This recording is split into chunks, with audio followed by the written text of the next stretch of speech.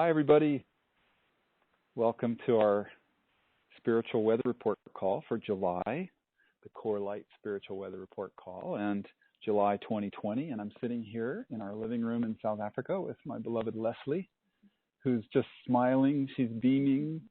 And we get so excited about these calls once a month. They feel somehow very important to us, and we love being with you. We love sharing the light, and Leslie is going to be giving us a shakti transmission tonight. And it's really kind of interesting. We just had the winter solstice here, of course, because we're in the southern hemisphere, and I'm not usually here at this time of year, usually in the northern hemisphere. So it's kind of odd to have the winter solstice in June, and it's pitch dark outside. It's getting cold at night. We're in a very climate, so the cold is relative, but it dips down into the high 40s here. So we're all bundled up, and it's dark outside, and so we're snuggled inside. And I know for you guys, you're just in the peak of summer, and so we send you all of our love from down under in the dark in the winter, sending you some cool breezes. May you stay cool. So this is such a powerful time of change. I'm sure you're all feeling it. It is a time of wildly swinging polarities, highs and lows. Most people I know are feeling this. It's both personal and collective, and we're going to talk about that today.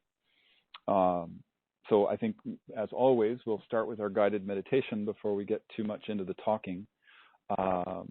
And for those of you who are new, if you're new to this, the way this works is Leslie gives a shakti transmission, which is healing energy. And so what we invite you to do is just be meditative throughout the call and receive. Go yin, which is the feminine state, the receptive state.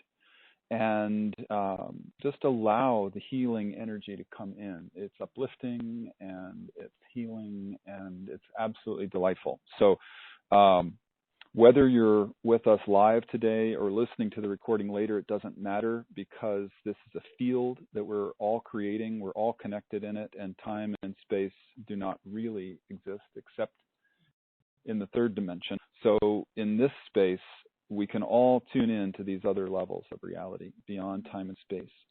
And this is where we're all connected in love and in unity consciousness. So now I invite you to just relax and let go. We'll do our guided meditation to start with, and then we'll move into a discussion. I'll speak for a bit. Leslie's going to remain in silence and just transmit energy throughout the call. And then we'll open to questions. We have many people wrote questions in, so we will be reading the questions and sharing at the end, and that'll take us through. So let's get started. All right, so Leslie and I are closing our eyes, and we invite you to do the same. Take a few long, deep breaths and relax.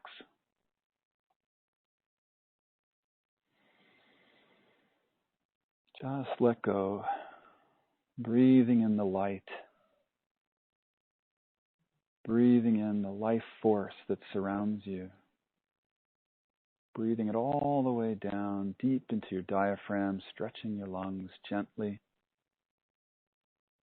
breathing out any tension or stress that you might be holding on to.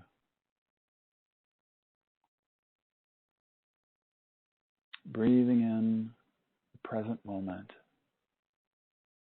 breathing out any worries about past or future. Just letting go with each exhale. Filling up with light and letting go of shadow.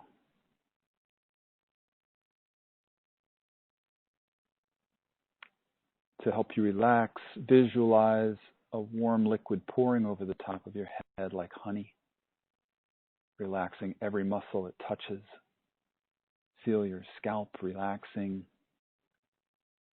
Feel it pouring over your forehead and relaxing your eyebrows, your eyes, allowing your eyeballs to fall back into their sockets because you're relaxing them so deeply, just letting go all the dozens or hundreds of tiny little muscles around the eyes, relaxing completely.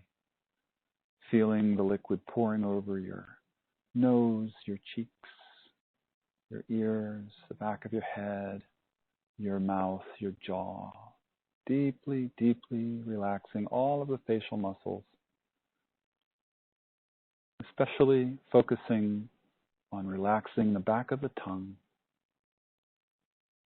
which is a place that when you relax it, relaxes the whole region, the back of the head, the neck, the shoulders, the jaw. So just allow that deep letting go at the back of the tongue. Feeling all of those areas, letting go of any tension. And feeling this warm liquid like honey pouring over your chest, your upper back, your arms, all the way down your arms to your hands and fingers. Letting go completely of any tension. Relaxing your whole torso, the abdomen, the lower back. Feel the liquid pouring over your hips and your buttocks.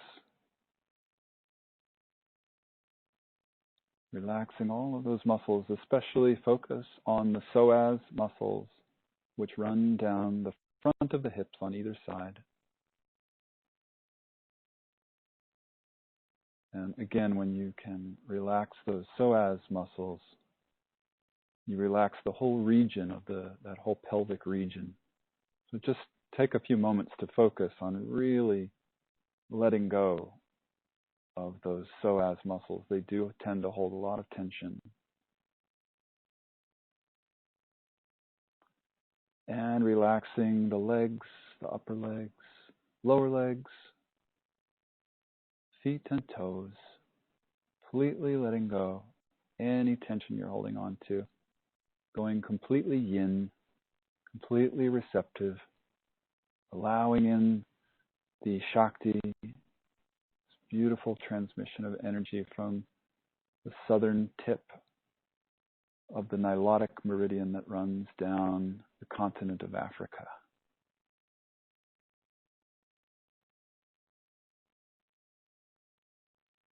Feel this beautiful blessing of African energy pouring your way. It's very grounding and healing.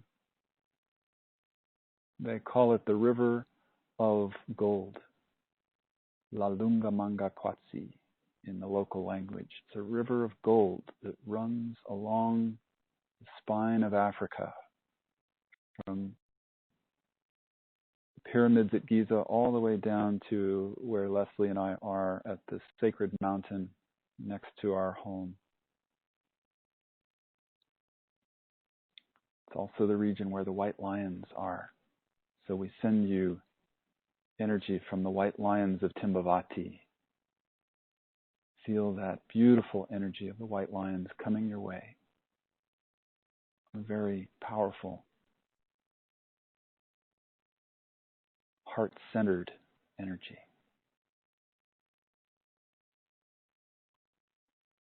So as you continue your breathing and deep relaxation, I'll be quiet for a few moments. Scan your body again from head to toes and just relax any muscles that you might be holding tension in. Breathing the light into those areas and breathing out the tension.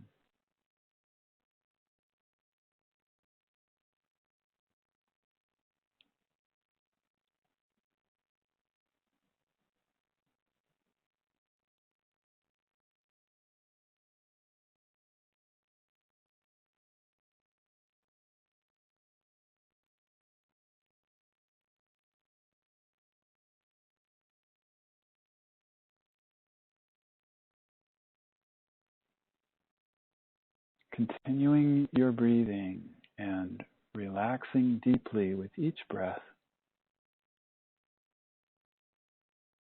I invite you now to put your attention in the heart, right in the center of your chest.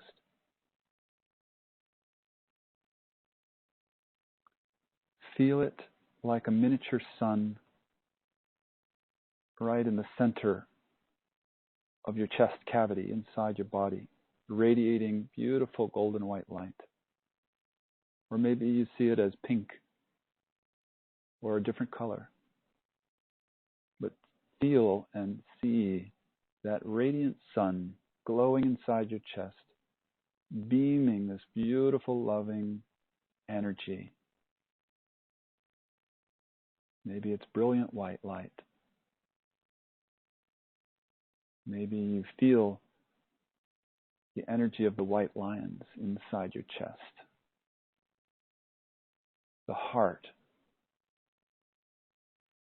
The root of the word heart in Latin is cor, which is used in the word courage, courage. All the Romance languages have cœur, cor, in the word for heart. Courage being associated with lions. And the white lions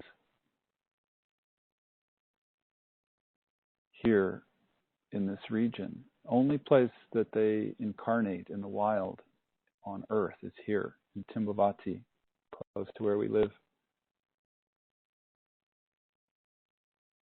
And they are heralding this new paradigm of heart-centered consciousness that we're entering into.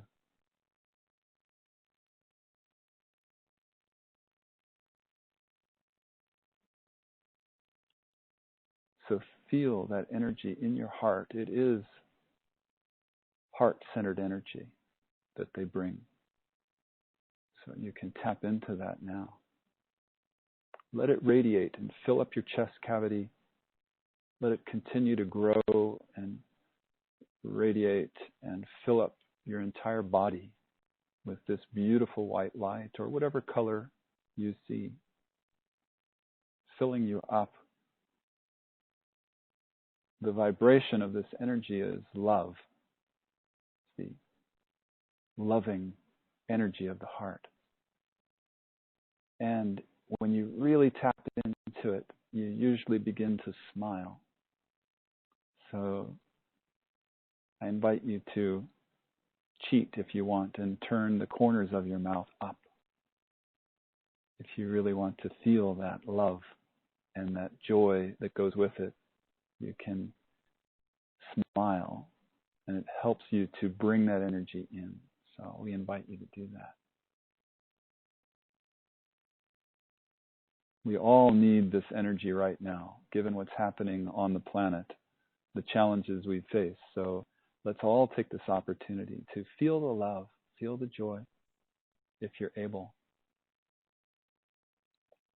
As much as you can. Feel it filling you up, radiating that light out, permeating your skin, and going into your aura, filling up your entire body, your aura and your body with this love light associated with the white lions, Temple-Thurston.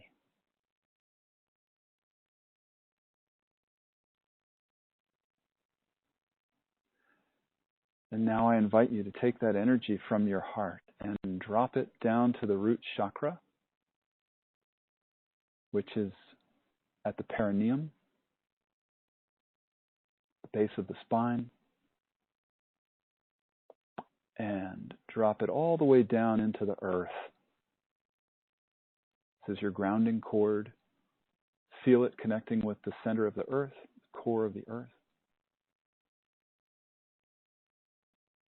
Feel how anchoring that is. Feel how your whole body becomes anchored to the earth. And the transmission that comes from Africa helps us. We notice that when one meditates here, there's something about the energy that goes down into the earth like a vortex, heading down into the earth, growing bigger and grounding the body. Whereas in the northern hemisphere, very often the energy goes up above the body in a vortex. So we invite you to feel this African energy, specifically from South Africa. Feel it grounding you, feel it helping you anchor to the earth, and just feel gravity gently pulling you towards the earth. And allow yourself to let go even more. Let go even more deeply into the arms of the Mother Earth. See and feel her holding you like a little baby, cradling you in her arms. You feel safe and held and nurtured, completely surrendered into her loving embrace. Safe as you've ever felt right now. Just be with that for a few moments. Feel the love and the safety and the nurturing and the deep, deep relaxation that comes from that grounding into the earth.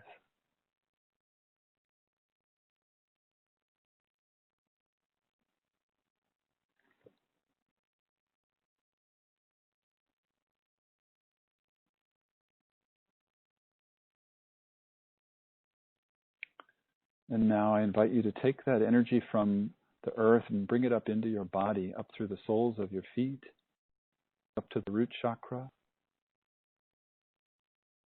all the way up the central meridian of the body, the sushumna, the core, which runs right in front of the spine like a luminous tube of light, bringing the energy all the way up, back up to the heart, and past the heart, all the way up to the crown chakra at the top of the head. Opening your crown chakra up wide. And if this is new to you, if you're new to the chakras and new to this kind of guided meditation, the crown chakra sits on your head like the crown a king or a queen would wear. And it opens up and out like a funnel, going up and out into the universe, into the cosmos. And it's okay if you're not feeling these things. You can just set the intention you'd like to feel them, and you will one day. For right now, you can just visualize and relax. The more you relax and let go, the easier it is to feel the subtle body. So we open the crown wide. Feel it unfurling. It's also known as the 1,000-petaled lotus that's on the top of the head. So feel the petals of your lotus opening up one by one. Opening up the crown, and let's send the energy that we're holding in the body, send it up and out the crown, up the sushumna, up the core that extends beyond your head, up into the air. Send it all the way out into the cosmos, into the formless realms of the universe. This is the Father Sky energy. A formless void.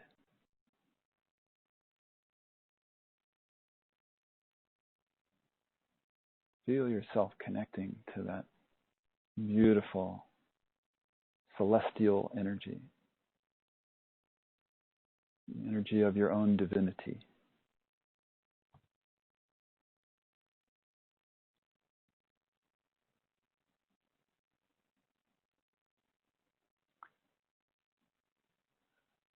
And now, bring your attention, keep this alignment, keep the alignment with the cosmos. Feel your core, your sushumna stretched all the way out into the celestial realms. And simultaneously, feel the core running through your body and feel it all the way down into the center of the earth. So you're holding all of it at once. Earth body, the celestial realms. Feel how your body is the center point between heaven and earth. Specifically, the heart is the center of the body, so the heart is the center point between heaven and earth. So feel that.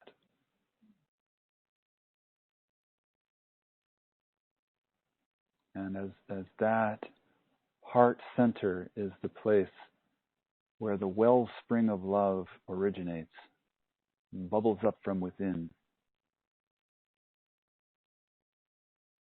feel how that love inside you is at the very center of the universe. The love is what connects heaven and earth. It's what infuses the body. It's what infuses this physical reality that we call life on earth. So now feel the love in the chest as it penetrates every cell of your body, filling you up with this loving energy. The love that you are, the love that the earth is, the love that spirit is.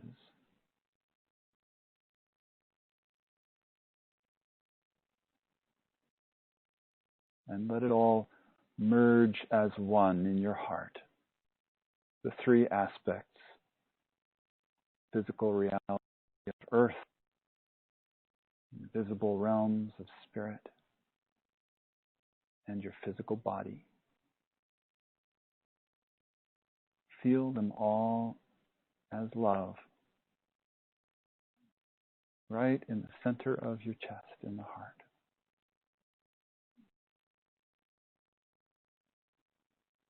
And I'd like to say a prayer while we hold this space of love and connection.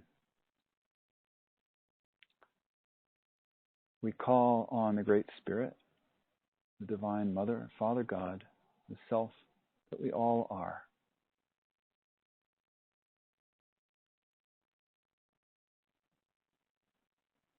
We invite in all of the beings in the invisible realms who surround us in the highest love and support.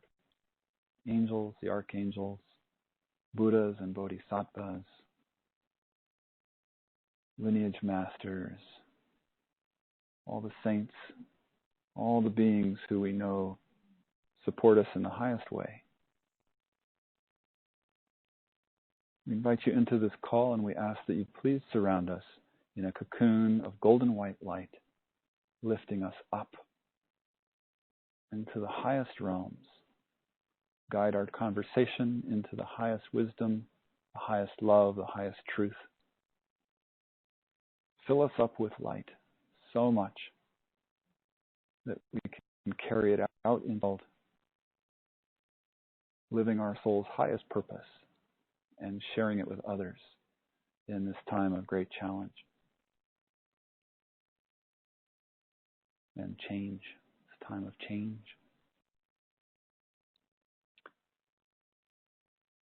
And I'd like to say another prayer right now while we're in this space for the elephants. I'm not sure if any of you are tracking what's happening with the elephants of Botswana. We'll talk about it a little bit in our call today. But they're going through a very difficult time. There's a mass die-off happening, and it's a mystery. Nobody's quite sure what it is. So we surround all these elephants of Botswana and all the elephants of the earth, the elephant collective. We surround you with healing, love, light, spiritual energy. May you be uplifted. May you be held in love. And may you find ease through this challenging phase. We send so many blessings, and we ask that the invisible the beings of the invisible realms support them in the highest way right now. And I invite you all now, silently, to put into our circle any other prayer that you wish, whether it's for an individual, for yourself, for a cause, for nature, for Earth herself, for those who suffer, for the sick. Anything that you please, put it into this circle, and we all hold this in our prayers right now for the highest Dharma to unfold the upliftment of all sentient life on Earth. And I'll be silent for a few moments while we all hold this space.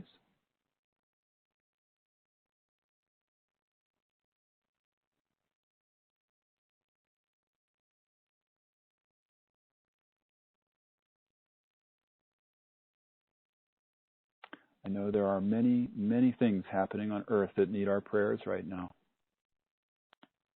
for healing. So we as a collective have a lot of power, and it's good that we do this together. Even though we can't hear each other's prayers, we do at another level of our being. At a certain level of our being, we see and know everything. So at that level, all aware of what we're putting in our circle here.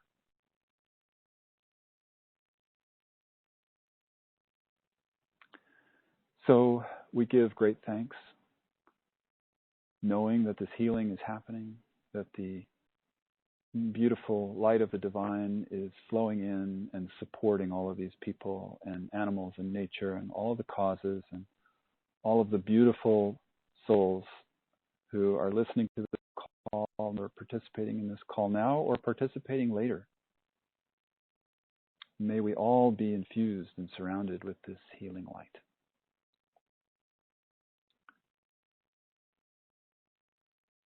And so it is. Thank you. We offer our deepest gratitude for this time that we share together in love. Alalaho.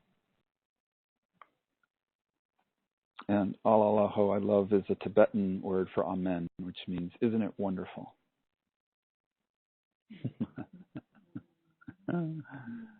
So slowly bring your awareness back into your body. You can wiggle your fingers and toes if you went far out. And then if you would like to, you can slowly open your eyes.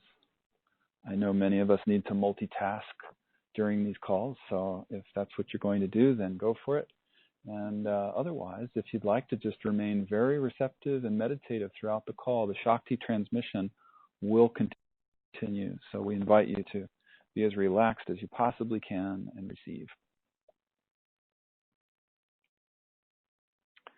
So thank you, everybody. Thank you for participating in that prayer. Leslie and I and the people here who are in our spiritual community here in South Africa, we've all been praying and meditating for the elephants quite a bit lately, and I would like to bring that up with you today and just share a little bit of information with you. Our dear friend Anna Breitenbach, the animal communicator, who many of you know, she was a guest speaker a little while ago, and many of you know her from the internet or classes you've taken with her, but or through Core Light possibly.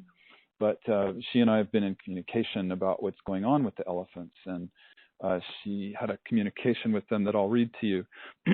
She shared it with me today, so I'll share that with you, and that way we felt like maybe the Core Light community, all of us who are participating in this live or later, can hold space over the coming times for these elephants. And again, I don't want to do it right this minute, but I will share more with you shortly. I guess really what I wanted to say about this time is that the themes that we talked about last month continuing, but there's an acceleration happening. I'm sure most of you are feeling this, but it's extreme highs and extreme lows, It's a very powerful time. It's a great time. It's a time of deep fluctuation. So some of the examples that I'm sure we all know many examples, but I can just give you a couple. One is that a friend of mine was telling me that there was this poll done in America amongst African Americans, and the poll showed that African Americans are more optimistic now than they've ever been in history. So it's as though it's a hopeful time in many ways for many people, and it's an opportunity for great change. It's an extraordinary time for all of us for change. But I feel also there was this, if you follow some of the news stories about, if you remember Standing Rock, where the Sioux tribe and the indigenous organizers staged a protest about a pipeline, an oil pipeline being put through their land. The news was that a federal judge recently ordered the pipeline shut down and called for it to be emptied of all its oil, and there's going to be an environmental review. So I found that as an uplifting story, showing that there is reason for optimism. There's reason for hope, that there are gains happening, and we've already talked about some of the benefits that nature has been exhibiting, from the lockdown, where the skies are clearing, the waterways are clearing, and it's just, that sort of thing is something we all need to take stock of, as well as the lows. And the elephants are one of the low points. I think rather than my trying to explain it, I think I'll just share. I'd like to read what Anna Breitenbach wrote to me in this email today. The elephants in Botswana's Okavango Delta are suffering from a tragic physical illness that is spreading throughout their population, causing drawn-out and painful death. Over 500 carcasses have been seen as of July 2020, and that country's government has been slow and secretive on the matter of sample gathering and testing. The world awaits the data that they have. The possible causes of shooting, poaching, and anthrax or poisoning have been ruled out by the authorities. What will be done with the over 1,000 tusks, which is very valuable ivory, remains to be seen. My series of forensic telepathic communications over the past couple months reveals that some pathogen is being ingested by the elephants off the ground. This affects their stomach lining and quickly leads to digestive trouble and malnutrition. It gets into the bloodstream and impacts the brain significantly, causing symptoms of encephalitis, including swelling, pain, and neurological dysfunction. Their physical hearts are also affected. The elephants feel that there is no cure for this malady. They are living in ongoing pain, trauma, and grief at the daily experience of physical and emotional hardships and loss within their tribe. What we caring humans can best do is hold compassion and witnessing and pray for grace to grant them strength and natural immunity to come through this challenge individually and collectively. Much love, Anna. So let's just right now just all hold that in our prayers, and I'll just read that last sentence again. I wish I had said it in our prayer time, but I say it right now. We hold them in compassion and witnessing, and we pray for grace to grant them strength and natural immunity to come through this challenge individually and collectively. And I share this with you because the main reason I share it with you is because it's not just something ordinary. I've been talking with Anna about it lately, and what she said is in her many decades of doing this work of talking with animals, especially collectives of animal species, she's never encountered something as painful at a collective level as this. The elephant collective is truly suffering from this, and so she said it was akin to what she felt when she was communicating with the dolphin and whale collective when they were being harvested off the coast of Japan. So it's a serious challenge for the elephant collective. And as you know, from what Leslie was telling us many years ago, if you heard all that the elephants, like the white lions and like other creatures, the elephants really hold a special energy for the earth. The grid of consciousness that they hold around the earth is like that of a great guru who holds an energy of unity consciousness. So when they suffer, we all suffer at a more significant level than maybe some other animals. Not to create a hierarchy of animals. That's not what this is about.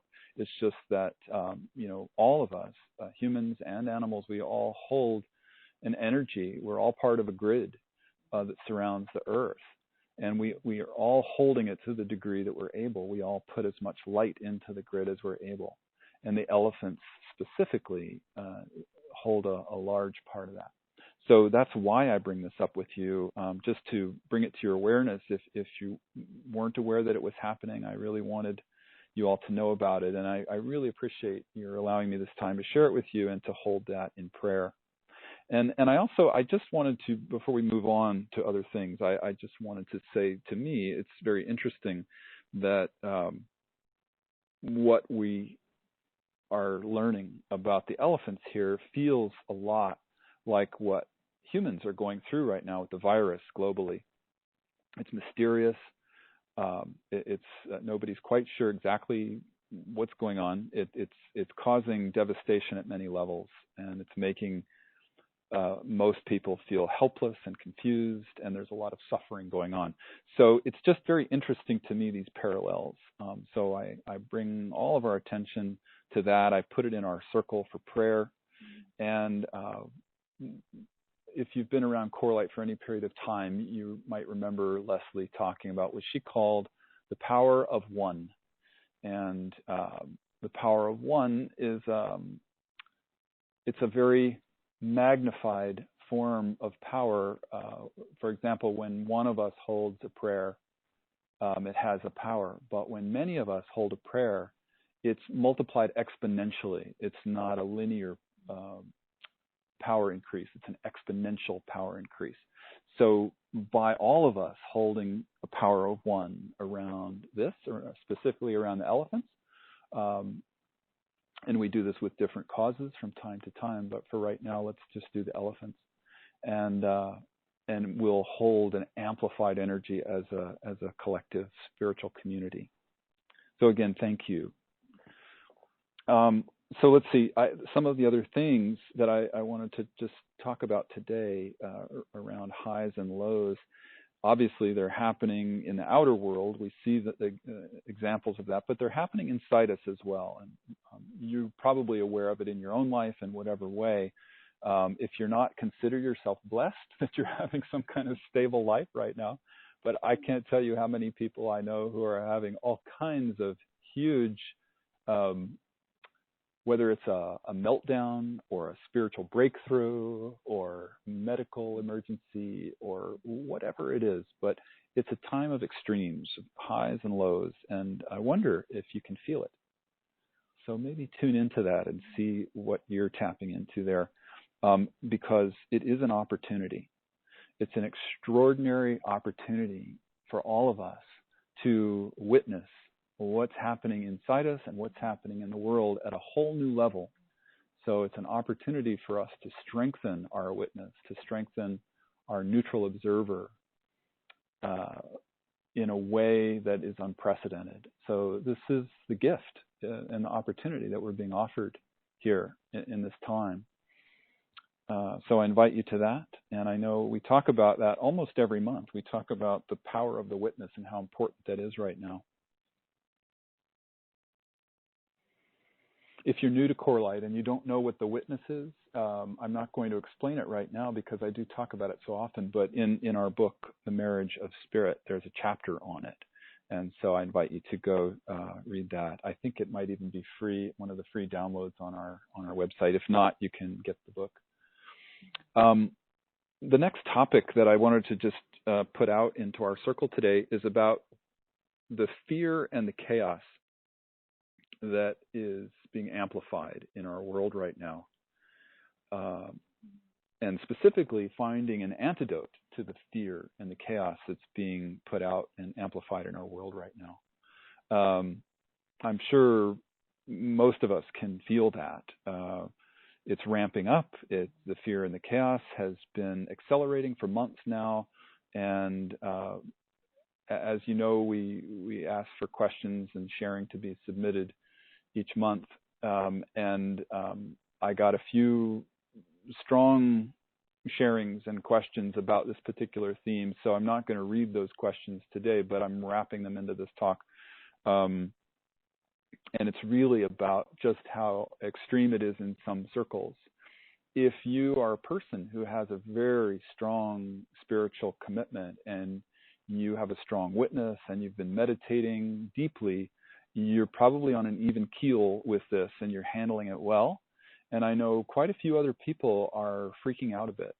And those of us who are standing strong in the core it's our time to be there for those people and to hold space and to hold an anchor of love and of witnessing, which helps to ground the energy and helps us to move beyond the fear, to recognize that the fear is just a frequency. The fear is just passing through us. Fear is not real. Fear is something that is a very low vibration that is the edge of the ego. It's the wall. It's literally the wall that the ego is made of. And we do talk about this a lot. So I'm not going to belabor that point right now, but to remind us all that that if we're experiencing fear or we're witnessing other people experiencing fear or we're feeling the fear of the collective, just remember that it's all a phase. This too shall pass. We are moving through the fear.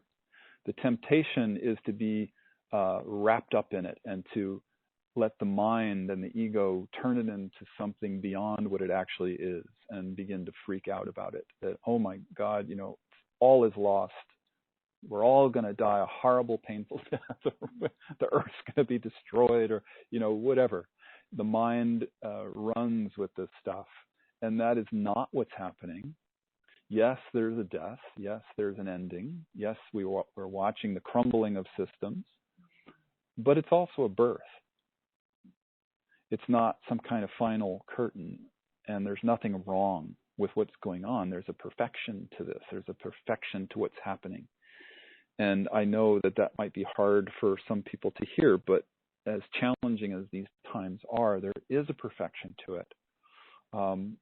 If we have a fear of the future and we have a fear of what this means, that everything's coming crumbling down, then we have a spiritual process. We need to take a look at it. We really need to pull out all the spiritual tools in our spiritual toolkit and process it and work with it.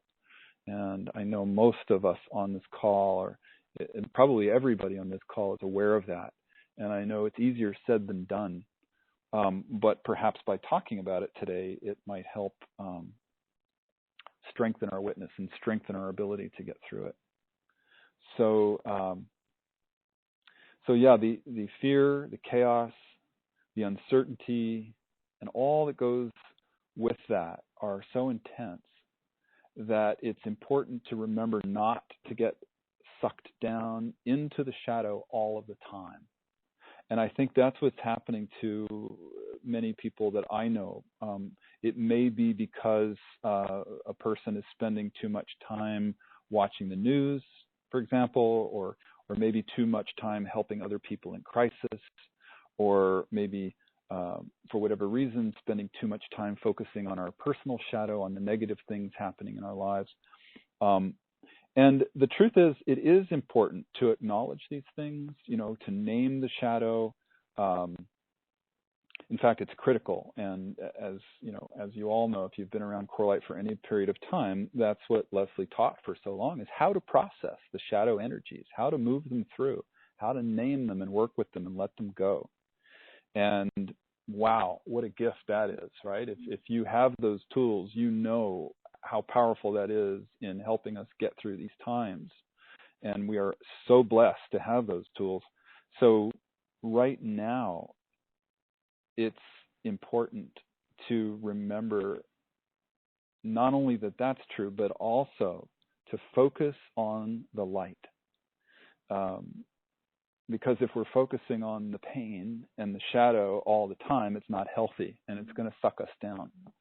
So I want to just be very clear here that I'm not talking about spiritual bypassing. I'm not talking about denying or avoiding or suppressing the shadow, but I am talking about letting it move through and moving into joy, if possible, moving into the light, moving into the higher emotions.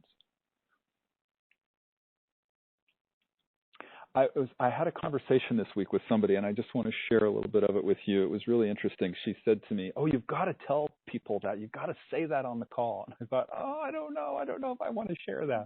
But it was an insight that I had that was actually made me laugh. It was kind of funny. And how many of you know the word Pollyanna? Pollyanna, if you look it up in the dictionary, I should have looked it up before the call so I could read it to you, but it's essentially somebody who's in denial. It's a really negative connotation. If you call somebody a Pollyanna, it's a real negative connotation where you're saying this person is has got their head in the sand, and boy are they foolish, because they're denying the truth of what's happening, and they're tending to see only the positive side. But the truth of this is, Pollyanna was a book or a series of books, I believe, back in maybe in the 50s or 60s. I know that there were movies made I saw as a kid with Haley Mills back in the 60s and 70s called Pollyanna. I think it was one movie.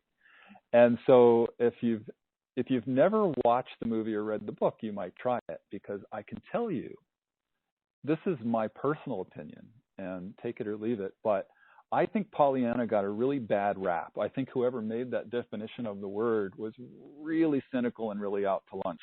Because the truth is, Pollyanna was bringing forward profound spiritual truth. And what she was doing in the story is all these adults, Pollyanna's a child, and all these adults in the story are in deeply negative states. They're all complaining. They're all seeing the negative side. They can't get out of their own negativity. And what she does as an innocent child, she says, well, what are you? Why don't you focus on what you can be happy about? And she called it the glad game. Let's play the glad game. And it sounds so corny, it just sounds so silly. But the truth is, it's a profound spiritual truth that if you're stuck, that's one way out. And again, I'm not talking about denying, suppressing, and avoiding and spiritual bypassing. Yes, we need to do that. And at a certain point, focus on the joy. Focus on what you're happy about. Focus on the gifts in your life, the blessings. Find the gratitude. Find that place of light that you can focus on. So anyway, I share that with you. It might seem a little silly, and I actually I feel a little foolish bringing it up, but I'm risking here. I'm being vulnerable in front of you to say, let's take my suggestion is the world take another look at Pollyanna and give it a different definition, especially those of us who know how to process shadow. We are certainly not going to be doing spiritual bypassing, but let's take a clue from Pollyanna and let's play the glad game more often. That's how I feel anyway. So it's important right now for all of us to stay in as high a consciousness as we possibly can. And if we're wallowing in shadow all the time and focused on the fear and the negativity and, oh my God, and wringing our hands, it's not going to help. We're not going to be bringing in the new paradigm by living in those lower vibrations. We need to raise the vibration. And yeah, I mean, we allow the grief, we allow the pain, we allow the fear, and all of those bottled up emotions to come out. But then we balance it out with joy and playtime and singing and dancing and finding a way to enjoy this beautiful earth that we have. So it's both, it's both things. And I share it with you because in my life in the last month, and those that I'm close to here, we have found it essential to find a balance, to find a way to bring those things into your life that make you happy. And I know that it might not be easy, especially if you have losses, and you're grieving, and you maybe people who've died, or you're really concerned about elephants and other beings who are suffering. So I'm not trying to make light of that, but I invite you to grieve as much as you need to. Feel these feelings. Give the heart its due. Allow it time to feel whatever it needs to feel. And then remember to move into the higher vibration emotions, like joy, like gratitude, like love, compassion, all these states that we all know. And also let's remember that it doesn't take the entire world to be in those states for the shift to happen. It only takes a small number of us. It only takes a critical mass, which people have done studies on this, and I'm not going to get into the science of it. We've done that before, but there are scientific studies that have been done, and it is the spiritual teachings of the enlightened masters through the ages. They all say the same thing, and that is it only takes a small number to create that shift. The reason is that those vibrations are so high that when we're living in those, we are exponentially more powerful than we are when we're in the lower emotions. It's not linear, it's exponential. So the more time that we can spend in joy, the more time we can spend in gratitude and love, the closer we're going to come as a collective to this critical mass that will help the planet move into a new paradigm of the heart. And it's happening already. You just have to scratch a little below the surface to see some of the examples of how it's happening. So I don't want to dwell on this because I've already talked a lot about it, but let's not take it any further today because we have talked about this in the past. I hope it's a helpful reminder. So let's see. I had a lot I wanted to talk about today, and we're already running out of time. So forgive me. Let me just take a moment to focus right now. We could go many different directions, and I just want to see what feels right. I have a note here to talk about the collective shadow, and I guess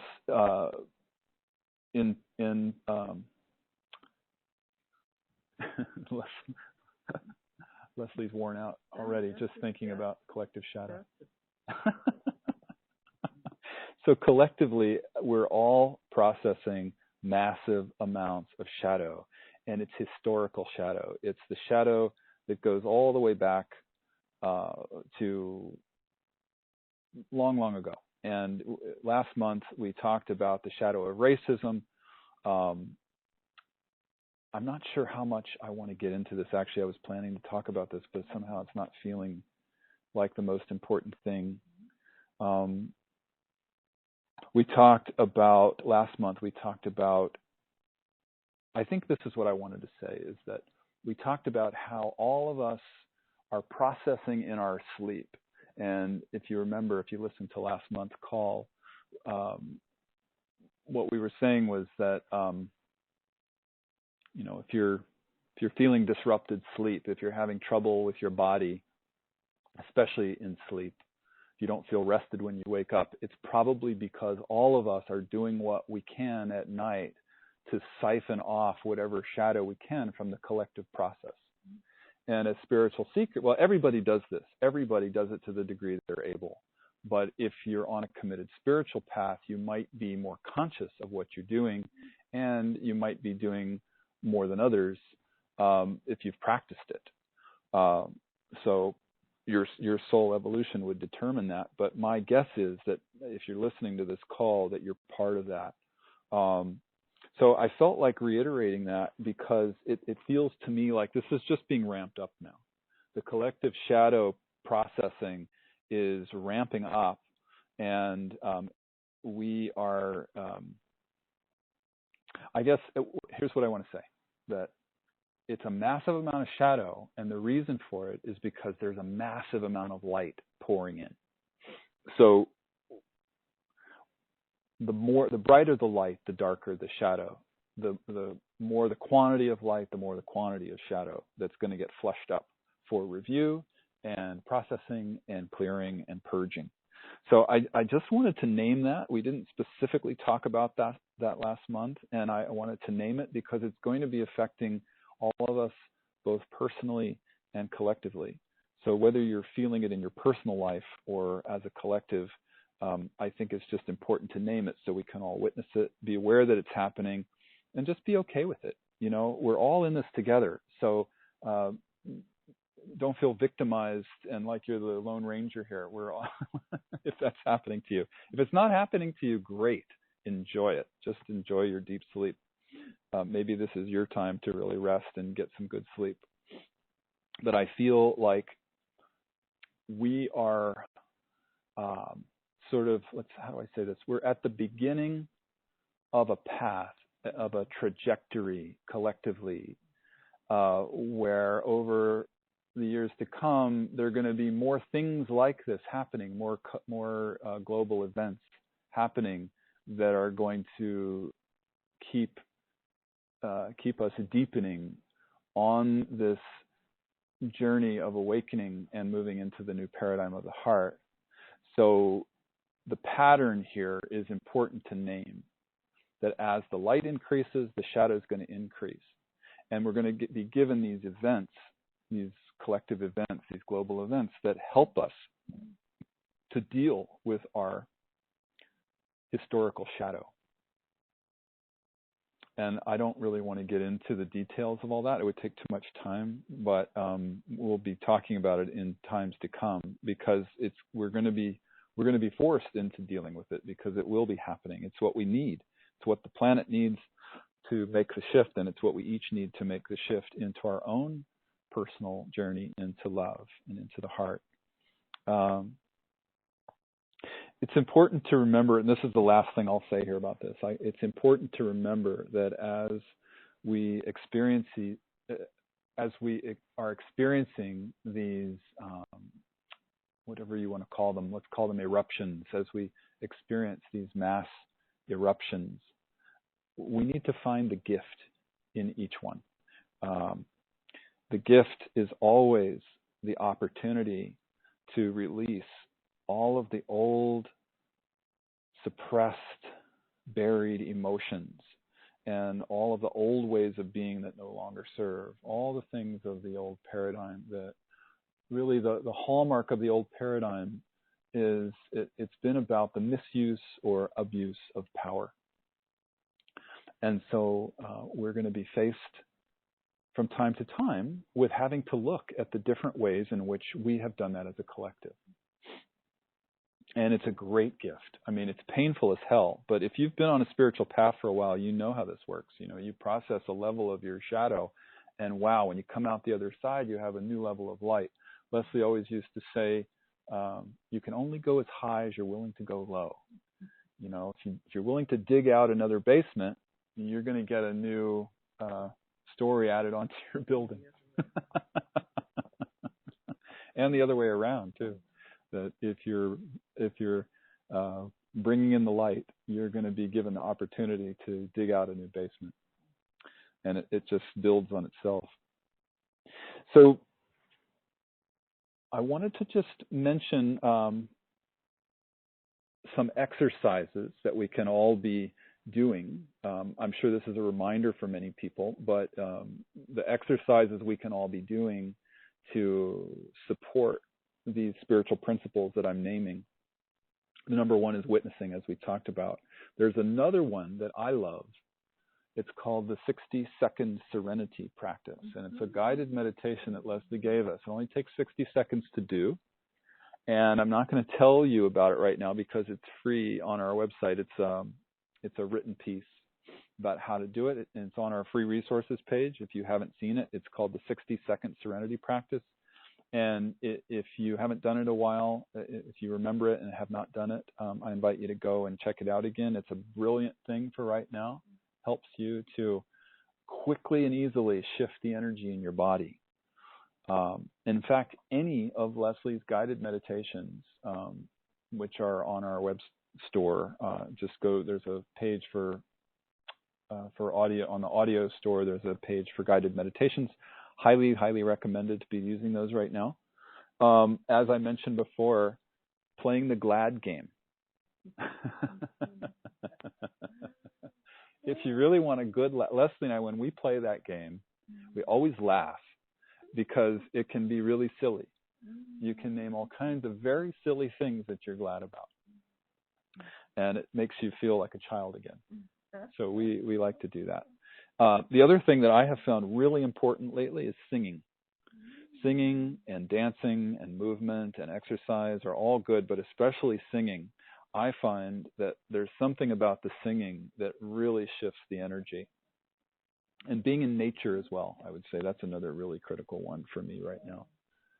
And I know we all have our methods, we all have our exercises, but I'm just here as a reminder. That's who I am today. I'm just Mr. Reminder to say, let's pull out all these tools, let's blow the dust off them. And if you haven't been doing them lately, now's the time. The last tool, the last practice or exercise I want to name here is about letting go of control. And that's a little bit of I want to give a little explanation about that one because it may not be something that we all tend to focus on. Last month, we talked about how this time is a time of enormous uncertainty. We talked about how everything that we've known, everything that we've ever relied on, everything that we have felt is stable in our world no longer seems to be that way. There's nothing that really feels assured anymore. And we talked about how disconcerting that is, and how the ego specifically, because it's synonymous with control, the ego resists that notion like crazy. The ego tries so hard to control, and that includes knowing, understanding. Those are forms of control. It's not that they're bad or wrong, but it is a form of control to have to know, to have to understand, to have to be able to see what's coming around the next corner. And so the practice that would be beneficial for all of us right now is just to practice letting go of that control. And if we find what you could call the controller self or the doer working overtime to try to keep things the same, trying to maintain the status quo, that part of us tends to worry. We tend to be worrying about what might happen next.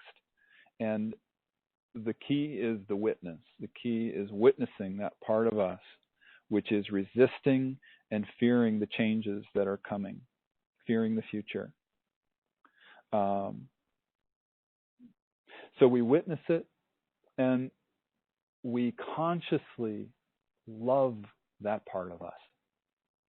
We allow it. We name it. We write about it. We talk about it. We just say, hey, wow, my controller is really up today. I really am afraid of what's coming. I really need to know what's around the next corner, but I can't know. Nobody knows. I'm making stuff up in my head. So wow, I really need to let that go. So when we have those kind of conversations or we journal that kind of stuff, it's a profound way of witnessing and letting go of control. And I just to be clear, it doesn't mean, when we say letting go of control, it doesn't mean that we're not doing all the things we need to do to survive. We need to continue to be responsible and to work and earn money and put food on the table for our family.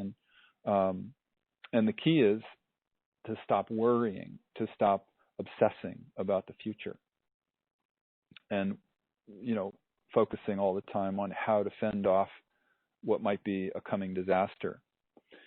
And to remember that disasters are not, they're not looming around every corner. We can let go of that part of us that is trying to be hyper vigilant about stopping problems that might arise. So we can relax and we can let go of the worry and the fear around it, because it just doesn't serve. There's a word, I've talked about this before, I can't remember when, but there's a word called, the word that summarizes this is called paranoia, right? Being paranoid. And there's another word that is its opposite, and it's a word most people don't know about, and it's called pronoia. Paranoia is the fear that everything is a disaster around the corner, everything's out to get us. Pronoia is the notion that everything in the universe conspires to support us. And even if it doesn't look good, even if it looks like a challenge, pronoia says that those are there to support us too. The challenges are there to support us as well. So it's a great opportunity right now to practice this trust, to practice trusting the support of the invisible realms, strengthening our faith,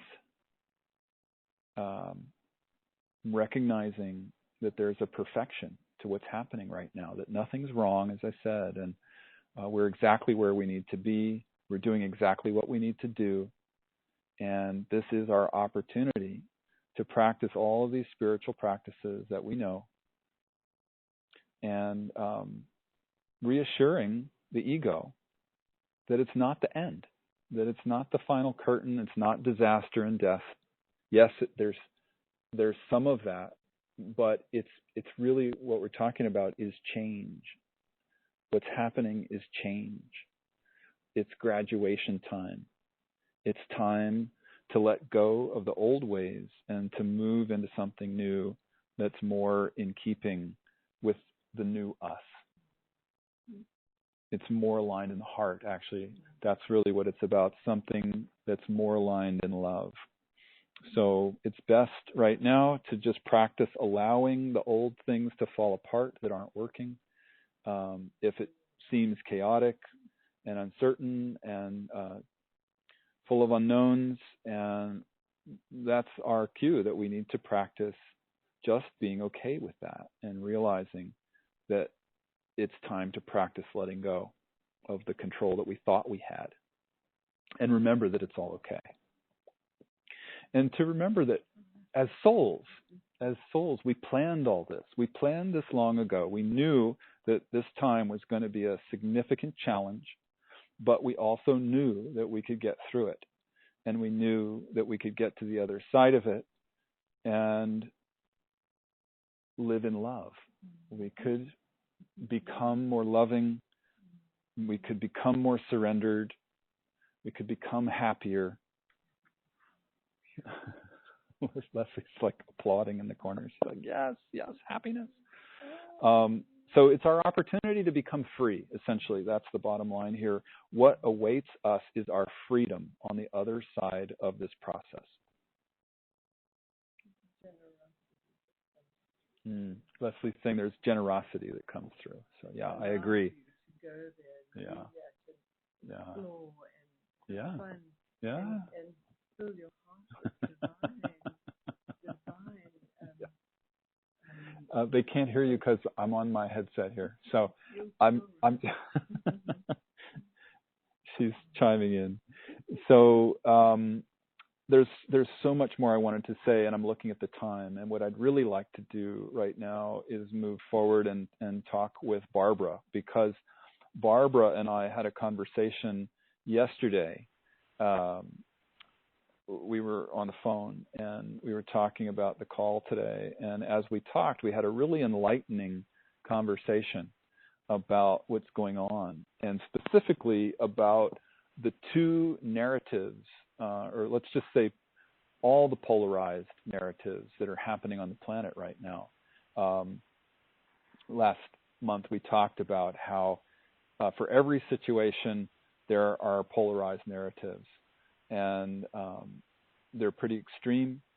And we've got the mainstream media that spins a story one way, and then there are alternatives to that story that are completely the opposite.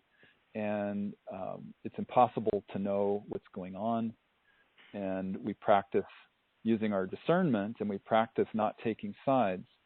There were 3 key principles what we talked about last month, so I'll just name them right here, just to preface this conversation we're going to have with Barbara. The 3 key principles to remember and practice right now are, number 1, hold the dynamic tension between the pairs of opposites, because it allows for a third option to arise.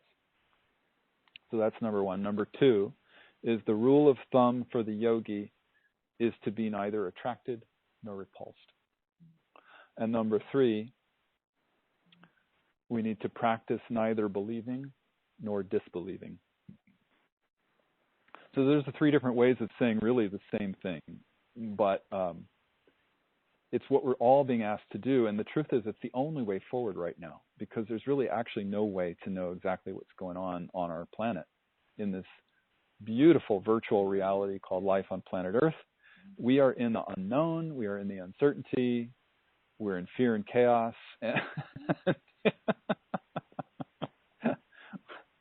We are working our way through it the best we can.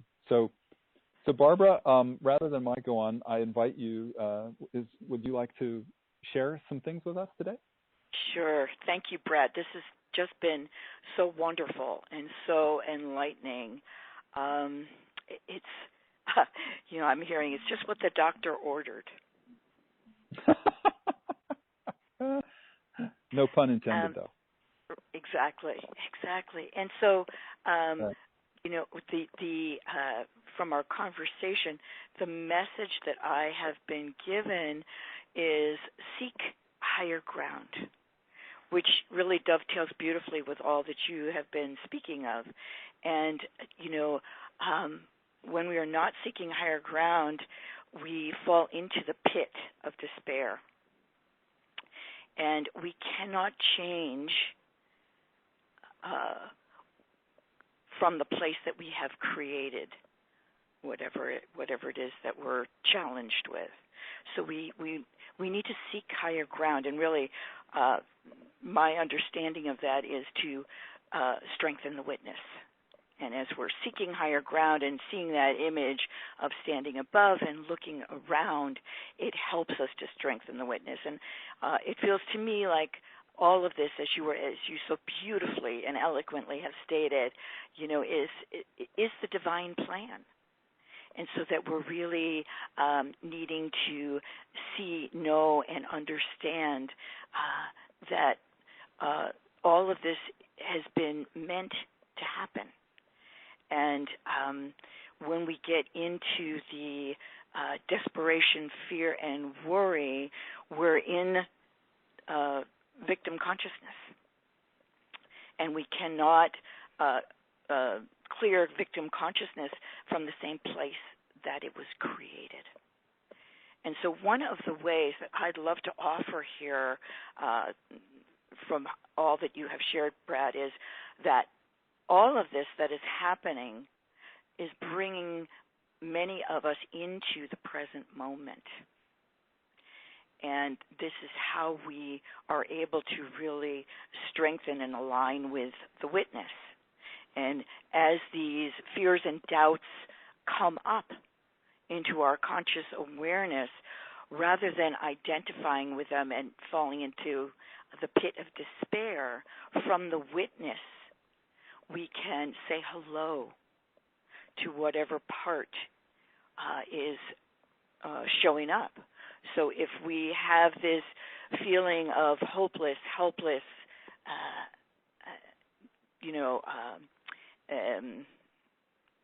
don't know what to do, feelings of being lost. Lots of people have written about being lost and, how do I get back? And so this is a way of getting back by strengthening the witness and saying hello to the part that's lost,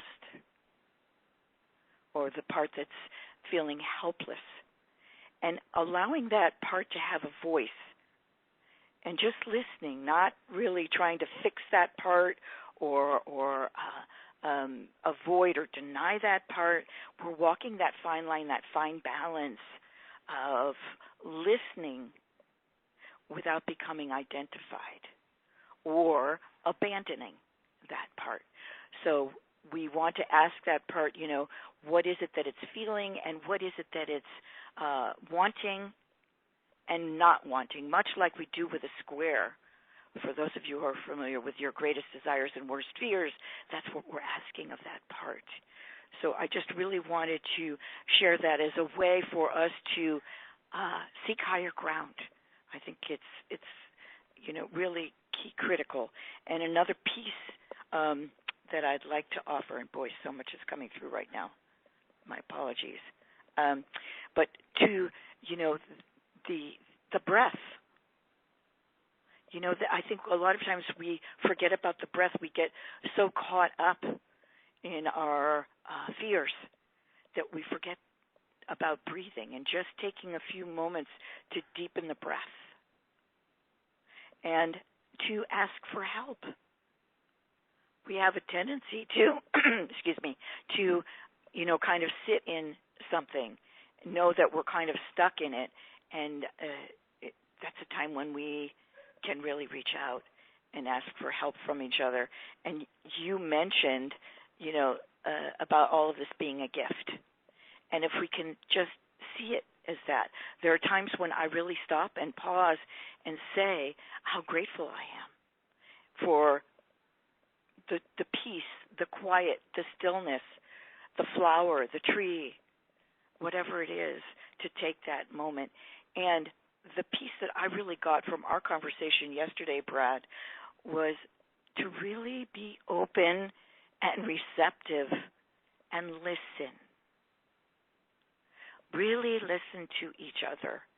And the message I got today was that we're finding unity in diversity. And it's by listening to each other and not making each other right or wrong or good or bad, but really listening from the heart and not thinking about how you're going to respond to what they're saying so that you can prove that you're right and they're wrong. So this listening piece is so critical. And I think we talked a little bit yesterday about nonviolent communication, and I would really encourage people to look at Marshall Rosenberg's teachings on nonviolent communication. We're finding new ways of being together, of being with each other, and being with ourselves. We think that it's an outside job and that somebody from the outside is going to figure things out and make it all better for us. And the truth of the matter is, it's an inside job. And that's where we seek our wisdom, faith, unconditional love, compassion, caring. So I know there's lots more to say, and I know that you have more to share as well, Brad. So I think I'm going to put a bookmark in it right there and see if there's some others who might be wanting to share.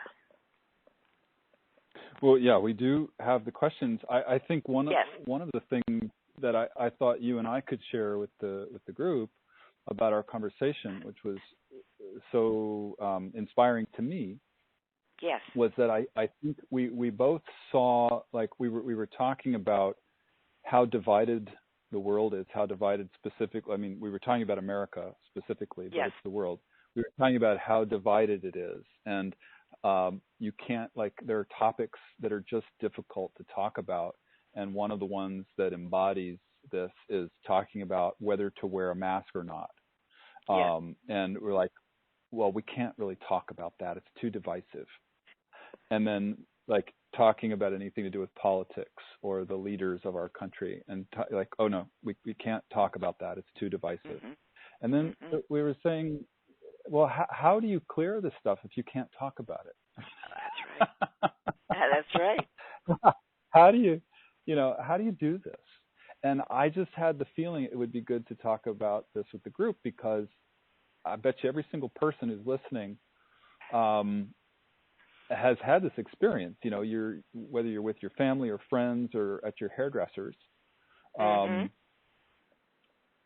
you have to be very careful what you say, because people are full of opinions, and it's a very, very extremely divided situation right now, where you can't even talk about some very basic things, or you get lumped into a camp, and suddenly you're painted as in this camp, and it's all about the opposites. You know, you're judged for being in that camp, when you're not really. You're a person with individual thoughts about everything.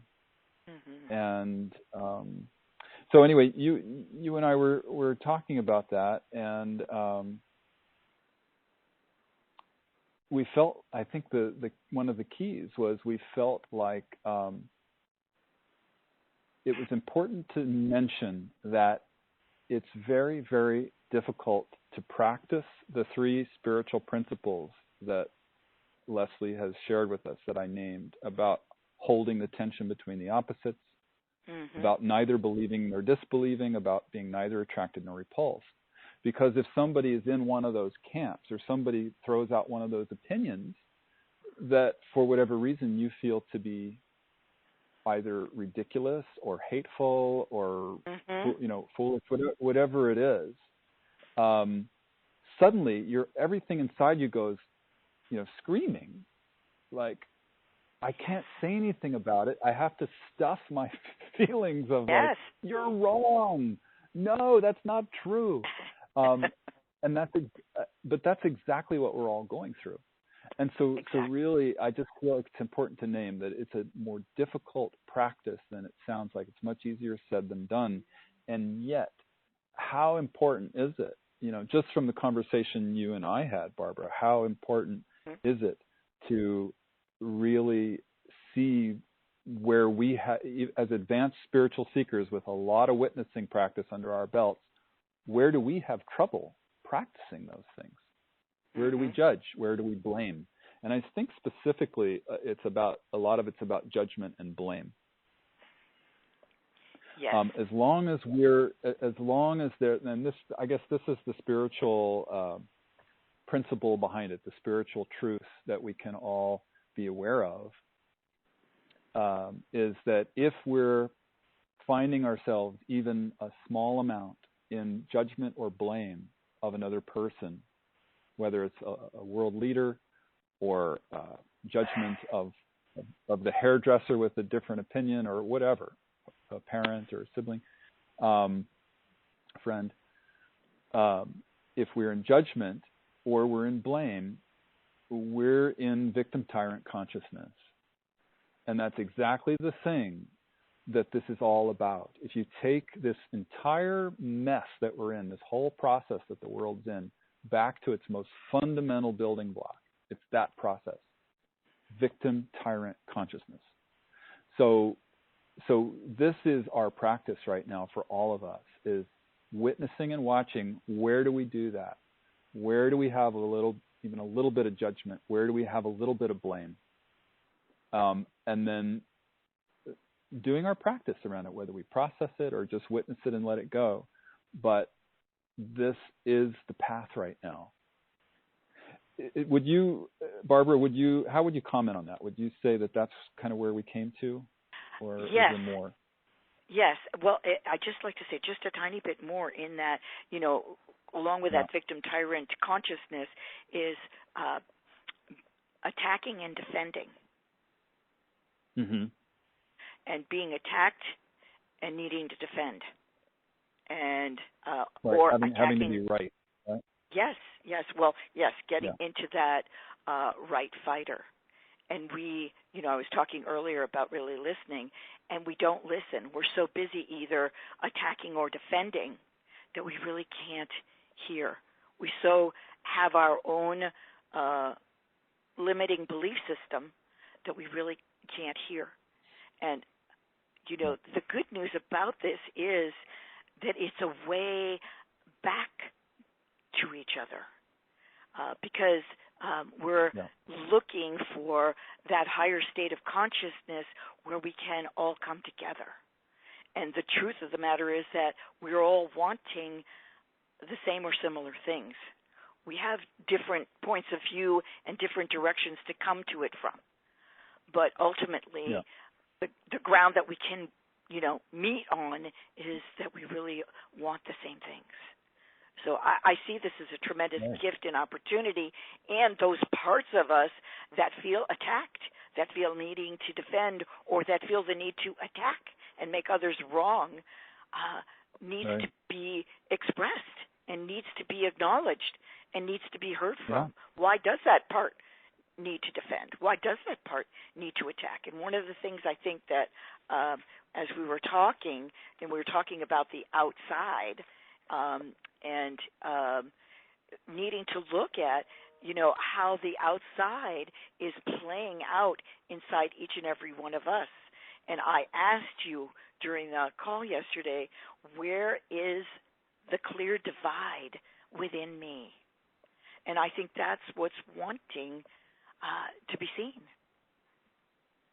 and expressed, because the outside is mirroring what's happening for us on the inner. Yeah. And that's a part of the blame piece. It's much easier to point the finger of blame outside myself than to continue to dig deeper. And the only way that we're going to clear and reach higher states of consciousness is to be willing to dig even deeper into those parts of us that are uncomfortable. And, we talk about loving all those parts, unconditionally loving all those parts, and there are parts that are very challenging to be accepted. And can we be okay with that as well? Yep. We can't just say, I love all those parts of me. No, there's some parts that, are pretty gnarly, nasty, and they need to be heard as well. Doesn't mean that we accept it, but it does mean that we need, everything is welcome here, yeah? All is welcome. That's it. So, I know that it's an excruciatingly painful way to get here, but we're getting here. We're getting there. And, and as long as we're not accepting of those parts of us, so we're judging and blaming ourselves, like as long as we're judging and blaming and not accepting ourselves, or as long as we're judging and blaming others and not accepting others, the effect of that is it's going to keep us out of the heart. It's going to prevent us from moving into this new paradigm of love. So this is the practice. So Barbara, let's wrap this part of the conversation up by saying, how about if let's suggest, let's invite everybody, all of us, I include myself, for the next month until the next call, every day, let's practice monitoring our thoughts and feelings and behaviors, and looking at where are we in judgment and blame, even a little bit. Where are we in judgment and blame of others? Whether it's a person in the news, a world leader of some kind, or somebody in our personal world or reality, friend, parent, family member, whatever. Where are we doing this with them? Or where are we doing it to ourselves? Where are we judging, blaming, not accepting parts of ourselves? So we monitor that, and we keep a journal record of it, and we say, all right, daily we have a little journal going of where we're holding on to this stuff. And this will be our contribution of moving into the new paradigm of the heart, is simply by naming these things for the next month. How about that? Yes. Okay. Awesome. Yeah. And so let me, before we open to questions, this segues right into an announcement I'd like to make, and that is, I said this last month as well, I'm going to be leading a virtual course called The New Paradigm of the Heart, Transcending Victim Tyrant Consciousness. And it's going to be 6 Sundays starting September 27th and going through November 1st. It'll be starting at 9 a.m. Pacific time, and we'll be sending out, there's a little hold the dates thing on our events page about it, and we will be sending out the brochure fairly soon, so you'll get all the details. But hold the dates. If this topic interests you, we're going to be taking this topic further into the clearing process. We're really going to dive in over the 6 weeks of clearing this particular thing and looking at those archetypes that are associated with victim-tyrant consciousness and clearing them and moving much more into the permanently opened heart. So I'm very excited about it. I can't wait to dive in. So I'm busy planning it right now. So I invite you. I hope you'll join us. Okay. So do you have anything else to say, Barbara, or should we move on to the questions? I think we're ready to move on to the questions. And I would like to just say that the victim-tyrant piece that you're going to be teaching in the fall, is the underpinning of all our blueprint. And when we can really pull those victim consciousness threads, it will clear so much for us to move into these ascended states of consciousness. So I just want to acknowledge the exquisite timing of this. Thank you, Barbara. Yeah, it was very guided. I can feel the guides, the benevolent beings who guide our planet really want all of us working on this stuff right now. This is the key. It's holding the collective back. It's holding each of us personally back. So we really, we change our world when we do this work, and we change the earth. We take that step into the new paradigm of the heart by doing this work. Beautiful, Brad. Thank you. Yeah. So before you start with the questions, I just want to thank everybody. We had a lot of questions come in this month, and so I thank you. And I tried, we're not going to read them all, we won't have time, but many of them we tried to wrap into our discussion already today. So I hope that I addressed enough of those for you. Feel free to write again if there was something that was missed. But Barbara, would you like to tell people how they can post on the board, or how that works? If you want to write something in today, you have to go onto the web, onto the internet.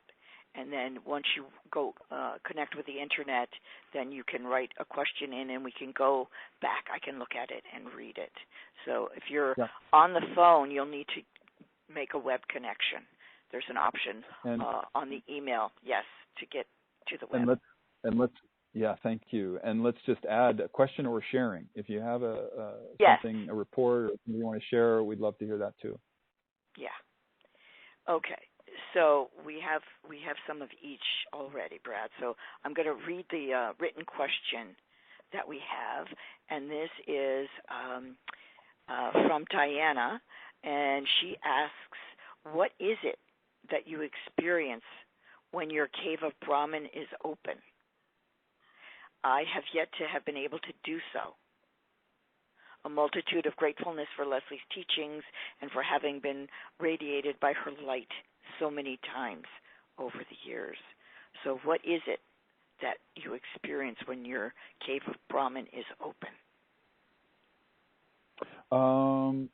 You know what, Barbara? I'm realizing I would like to do this question last, because I'd love to take everybody into a guided meditation where we all go into the cave of Brahman. I'm just realizing that right now. You told me about this question before, and what I would say, just as a quick answer, if you don't know about the cave of Brahman, if you're new to Corelight, it is a very magical place right in the center of the head that connects us to the cosmos, to the higher self, to the all that is, and it helps us to stop thought. So that's its function, and maybe we can all go into there together, and I can name what it feels like. Good, Brad. We do that and again? This second question, you may be able to do with the meditation as well, because it's also about meditation. And Danielle says, when I meditate, I find myself flying forward very, very fast or falling backwards. What's happening? And should I control the direction? Love and blessings, Danielle. Okay, so let me just tune in on Danielle. And so what I would say, Danielle, is that there's a noise, sorry. What I would say is that maybe it's time for you to focus on the Sushumna in meditation. I don't know if you've tried that yet or not, but if you're flying forwards or falling backwards, you could try focusing on the central core and focus on the stabilizing of yourself in that core. And in the meditation today, if you're on this call and you were part of that meditation, maybe you felt that stabilizing force through focusing on your Sushumna, on your central meridian. There's really nothing wrong with flying forward or falling back, I suppose. But really, with what you're experiencing, my sense is that maybe you're being asked to do a centering and balancing meditation. There are many ways to do it, but you could start with this one of doing one on the Sushumna. I would also recommend Leslie's guided meditation called Becoming Oneness. I find that one to be especially powerful, especially grounding and centering and uplifting. So if you want a really great guided meditation on it, try that one. And I know that the Sushumna is a part of that one as well, the central core. So I hope that helps. Yes, and it feels like ungrounded. So I totally agree with you, Brad, that there needs to be dropping of the grounding cord and then the cord that goes into the heart of the universe. Leslie talks about it as being the acupuncture needle. And so we have that connection, heaven and earth, and we are the acupuncture needle that it moves through, and that might help as well. Yeah, if you had a positive experience with the meditation, the guided meditation today, then maybe practice that for a while and see if it helps you to bring that groundedness and the centering into your other meditations. Yeah. Okay, and then here's another question, and it says, some practitioners and myself are feeling some, quote, dark energy push back in sessions recently. We're not sure if it's ET interference or the deep cracks of fear that are being released. We're not scared. It's just a theme we've been seeing in sessions with our clients. If you're aware of what's going on, please let us know. Namaste and thank you, Megan. Wow. Well, that's a great one. First of all, I'm not surprised. It sounds like you're an energy worker and a healer. And so I'm not surprised to hear you saying this because you're tapping into what we were talking about today. In terms of the collective fear, certainly, I'm sure that that's part of what you're feeling, is the fear that's opening up in each of us to be released. And the fear, we all tap into the collective at that level as well. So no doubt you're definitely on track there, that there are deep cracks of fear that are being released. And it's great that that's coming up and out. So maybe reframe that as, instead of pushback, maybe it's coming home for release and surrender and letting go now, that it's leaving. So maybe reframe it and look at it that way and see how that goes. As for the ET interference, who knows? I couldn't say, but it very easily could be that. But really, the truth of this virtual reality that we live in, the physical universe, is that at another level of our being, all is one and everything is one and the same. That if there are negative ETs, quote unquote, who are doing some kind of dark energy pushback, at some level of our being, they are enlightened souls just as we are. And they're playing a role, playing the tyrant role perhaps, or the perpetrator, aggressor role, whatever you want to call it. And that can then be processed as that, as part of the game of the virtual reality, as part of this phase that we're all moving through. We're moving beyond those abuse of power games and into this new paradigm of the heart. So if it's reframed and looked at that way, then it really doesn't matter what it is, right? I mean, if it's an ET, a negative ET doing dark energy pushback, or if it's just the collective fear passing through, whatever it is, it's the same effect. It doesn't, let's say, it doesn't change your role. Your role is to be in your witness, feel it, transmute it, let it go, and create the healing. So whatever the cause of it is doesn't really matter as much as that part. So so I hope that helps. It's a great question, and I really wish you luck. God bless you for doing that work. I know when you encounter, it's easier said than done. You know, talking about it is one thing, but being there when that's happening, it's easy to go into fear.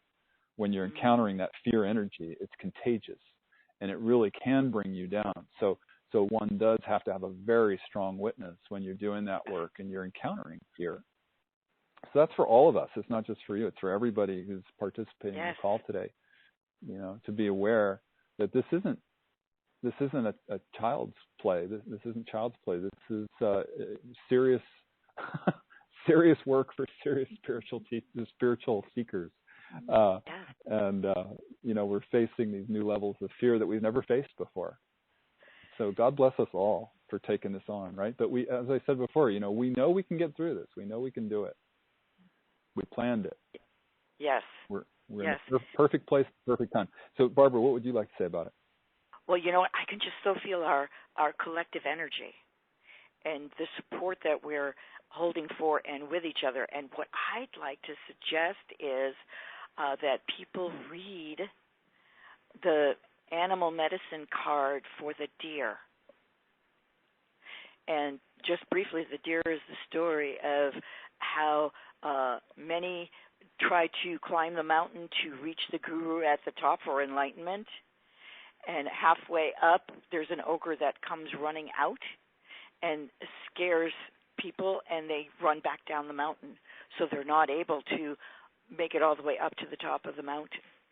And when the deer goes up the mountain and the ogre comes running out to scare the deer back down the mountain, the deer stops and looks at the ogre with these big, beautiful, loving, unconditionally loving brown eyes and just offers love.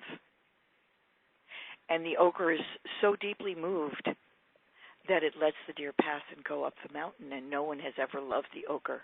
So these are the dark energies that no one has loved. So that would be my suggestion as a practice. Oh, thank you, Barbara. That's beautiful. I love that visualization. Yeah.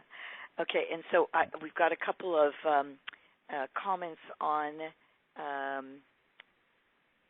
the board here. So people are saying, so beautiful today, sacred neutrality and surrender transmutes to freedom and peace. I embrace everything with love. That's from Lynn. Thank you. Yeah. And Lynn also, it's really beautiful, Lynn. And Lynn also says, if we could try to stop ourselves from, quote, saying a word to convince, just be still. And I would add there, Lynn, that's wonderful, and I would add there, and keep our hearts open. It's a great practice, not always easily attained. And then, thank you for your positivity and vulnerability, much needed. The balance is key. And then, let's see if there's anything else here. Okay. I think that's the gist of things from everybody. Let's see. Lisa says, I have found useful in this tremendous uncertainty to go to the truth in our light and in our hearts and trust it. This disease is more a toxin, more a parasite that dissolves in truth. In the divinity that lives inside us, it dissolves into light. We need to stay in truth, intuition, and gratitude no matter what seems to happen. And personally processing the Core Light Way helps immensely, as well as Kundalini Yoga and the singing the sounds of heaven. And Lisa says, my country is under heavy lockdown now for 4 months, and the controls are terrible, as well as the economical compass in a very poor country. Lisa's from Guatemala, by the way. However, I stay surrendered to truth and do whatever it takes to stay in hope and grace and gratitude. Thank you, Leslie, for the enormous gifts to our lives in these crucial moments. Much immense love, Lisa. Beautiful, Lisa. Thank you so much. Bless you and bless Guatemala. Yes, and one other person suggested, Carol Bradley suggested looking at from power versus force, which I know you've talked about many, many times, but there's a chart on the scale of consciousness. And as long as we're in anger or fear, we're below 200. Courage is the 200 mark, and then it moves into neutrality, willingness, acceptance, reason, love, joy, peace, and then ultimately enlightenment. So I think that's a good reminder for all of us as well. Yeah, if you have not read the book yet, Power versus Force by Dr. David Hawkins, it's highly, highly recommended. He's an enlightened doctor and scientist. He's no longer with us. He passed, but his book, he's written several books. That book in particular was profound for me and for many I know, because through his methods, he measured the power of a thought form, and he was able to develop this scale, which is when you learn about this scale of the power of thoughts and how our thoughts increase exponentially as they become higher in vibration, all the way up to enlightenment, that you realize it only takes one avatar to balance out, 7.5 billion people who are thinking negatively. And it might only take 100 of us who are, partially awake to balance out 7.5 billion people. So who knows what your awakening might do to the planet. One little step in your awakening could have an exponential effect that creates the tipping point. That's what I took away from that book. Yes. Beautiful, Highly Brad. recommended. And to take responsibility for what we put into the collective. Yep. That's it. I think that brings us into consciousness. Yeah. Go ahead, Brad. No, I'm done. Okay. So I know that you're going to want to finish up with a guided meditation, and we have one hand raised, Brad. And so perhaps you can keep your question as brief as possible so we can wrap up. How's that sound, Brad? Yeah, sure. Let's take the hand, and what I would invite anybody who's raising your hand, if you could please say what you need to say, but also be as concise as possible. That's awesome. Thank you. Great. Okay. So here we go. Melody, you have the mic. Hi, I will make it brief. I just wanted to remind, can you hear me okay? Yes, we can. Thanks, Melody. Yeah. Great. Thanks, both of you. It's been a wonderful time, and I just wanted to remind everybody, if you're not on our Core Light prayer list, these are challenging times for everybody, and would encourage people to take advantage of that resource. If you or any family member or friend are in need of prayer, we have a prayer list, and pray for people in all kinds of circumstances. So would offer that up. And I'm the staff person for that, and my email address is durgama07@gmail.com. And if you didn't get that, you could just email the Core Light office, and they'll forward it on to me. Thank you. Great, Melody. Thank you so much, Melody, and thank you for your volunteer service of staffing the prayer circle. It's very, very, very special, and we're grateful. Great. Yeah, so you can, if you didn't get her email address, you can send your email to info@corelight.org.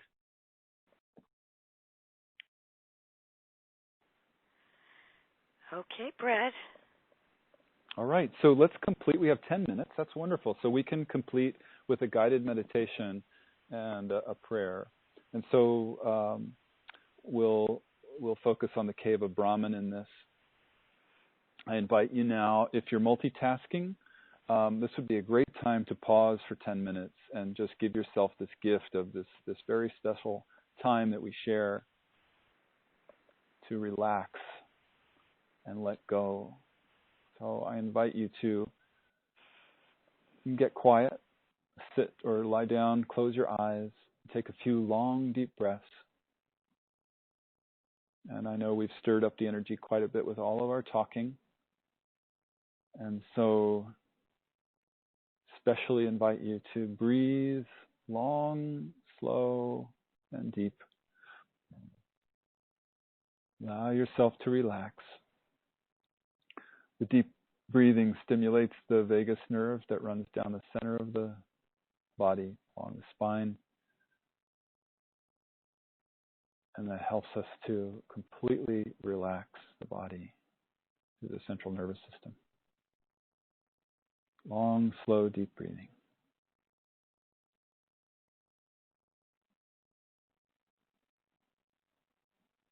Feel all the muscles in your body relaxing from head to toe, and just do a scan of your body again and see if there's any place that you might be holding on to tension. Breathe light into that area. Breathe out the tension and the stress. Completely surrendering, letting go. Going back into that place where we were at the beginning of the call, deeply, deeply relaxed. Feeling deep peace inside.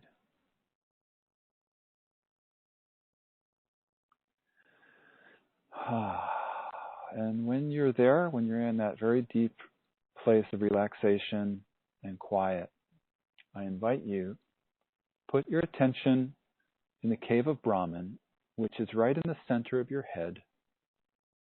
If you were to draw an invisible line back into your head from your third eye, which is between the eyebrows and slightly above,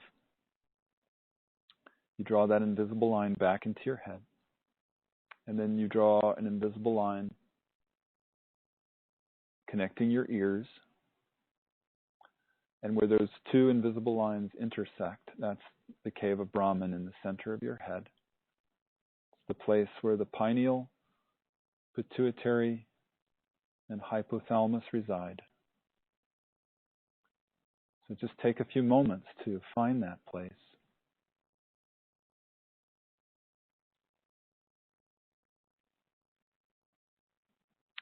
And if you're new to this, or if you, for whatever reason, are not able to feel it, that's okay. You set the intention that this is what you'd like, and one day it will happen, that you will find it and feel it. And let's just take a few moments for more of us to get into that place. Right in the center of the head.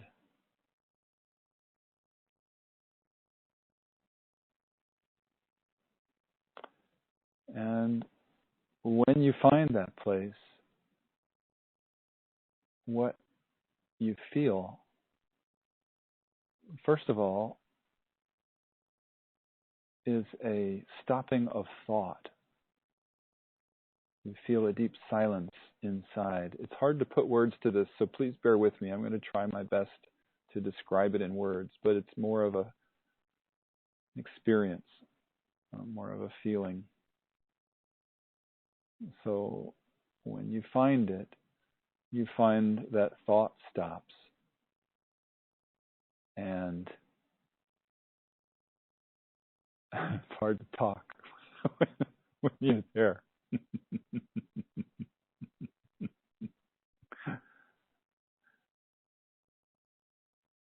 There's an expansion.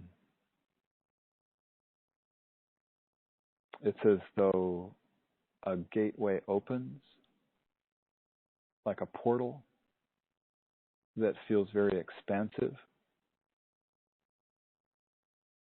It's as though your head is much bigger than it actually is physically. You feel your head You might only feel some of these things, but one of the things you might feel is an expanded sense of your head. Maybe what your head feels like a pumpkin.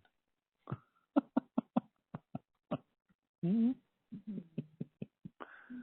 the best sense of the word, the highest sense. Beautiful, expansive, luminous feeling.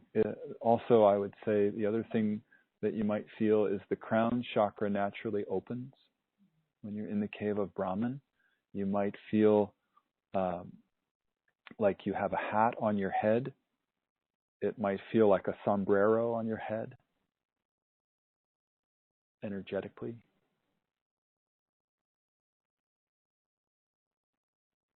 You might feel a deeper sense of relaxation in your physical body. You might feel a letting go happening throughout your body.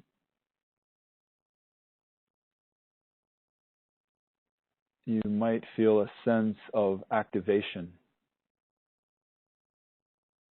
of the crown, the third eye, and the entire aura around your skull.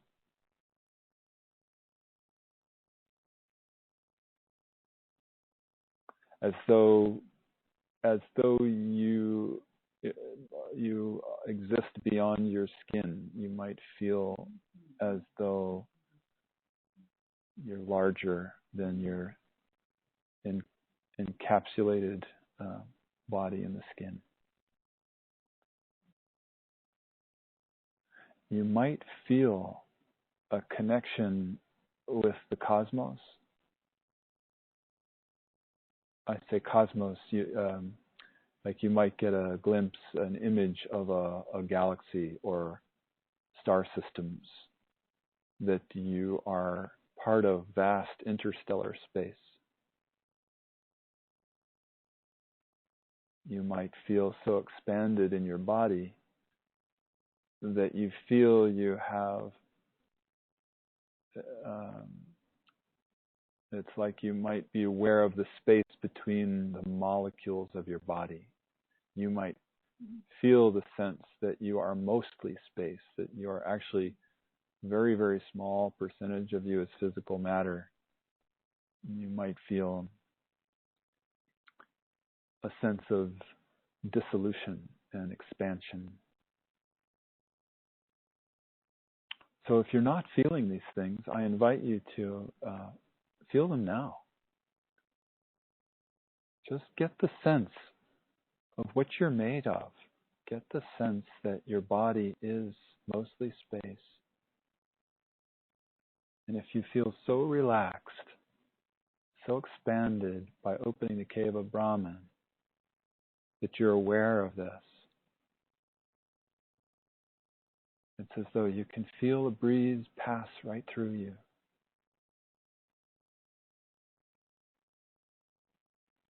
Allow that, just allow the breeze to pass right through you. You're physically just hardly there at all.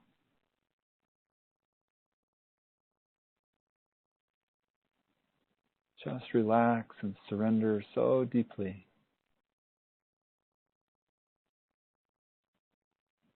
that you feel like there's interstellar space inside you. Maybe like your atoms are the stars that you see in the night sky.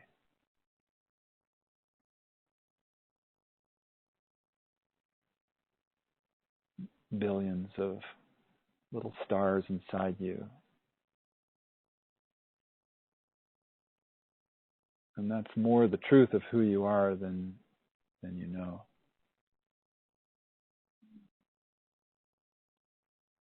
So I invite you to stay with this, feel this connection through the cave of Brahman.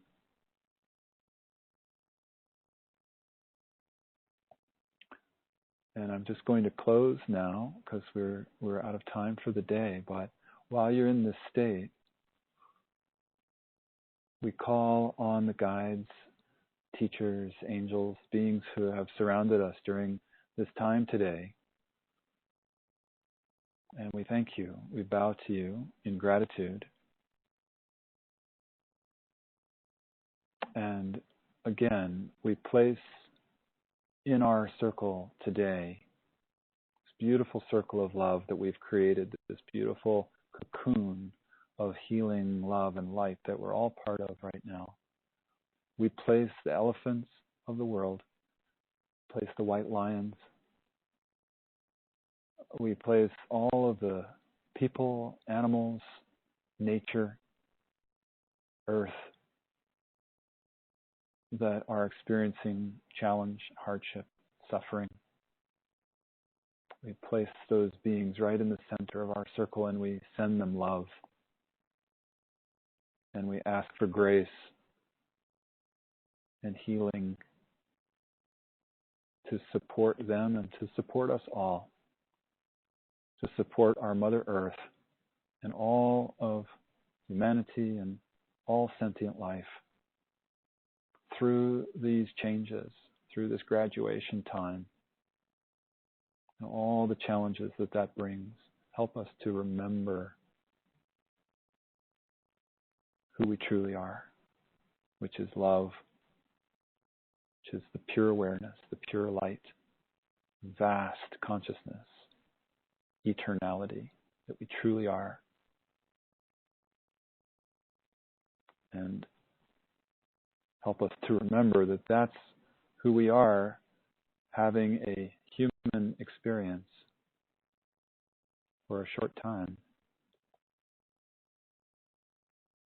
And we pray that we may go out into the world today and share this love and share this light and this wisdom with everyone we meet.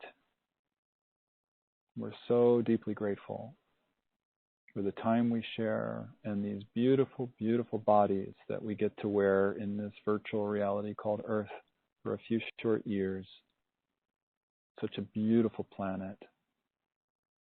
Bless us, bless the planet as we graduate into a new paradigm of heart-centered consciousness. Deep, deep, deep gratitude. Alalaho. So we close for today, and I invite you, if you want to stay in meditation, Leslie and I will stay in meditation for a few more minutes, even after we hang up the phone. And if you need to go, I send you all my love. Leslie's sending her love. And we look forward to seeing you next month. Namaste. Bye for now.